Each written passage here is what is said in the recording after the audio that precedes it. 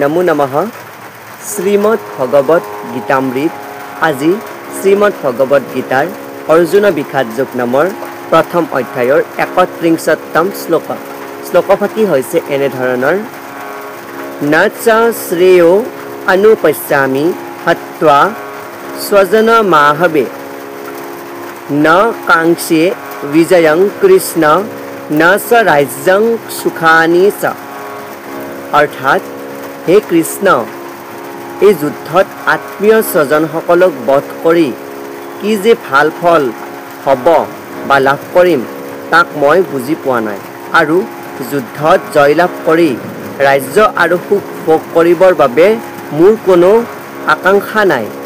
এই শ্লোকফাকিৰ বক্তা হৈছে কুন্তি পুত্ৰ অৰ্জুন।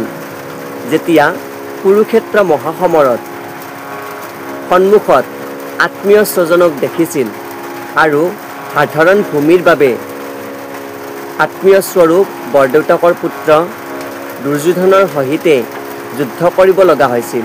সেই যুদ্ধত যদি তেওঁ জয়লাভো কৰে বা সেই যুদ্ধত জয়লাভ কৰি তেওঁ যি সুখ লাভ কৰিব বা যি ভূমি লাভ কৰিব সেই ভূমিৰ দ্বাৰাই বা যি সুখ লাভ কৰিব বা যি ভাল ফল লাভ কৰিব সেই ফলৰ তেওঁ আকাংক্ষা কৰা নাই বা সেই সুখৰো তেওঁ আকাংক্ষা কৰা নাই বুলি কোৱাৰ প্ৰসংগত মনতে ভাবি এই শ্লোকফাকি ভগৱান বা তেওঁৰ সখা শ্ৰীকৃষ্ণৰ আগত অৱতাৰণা কৰিছে।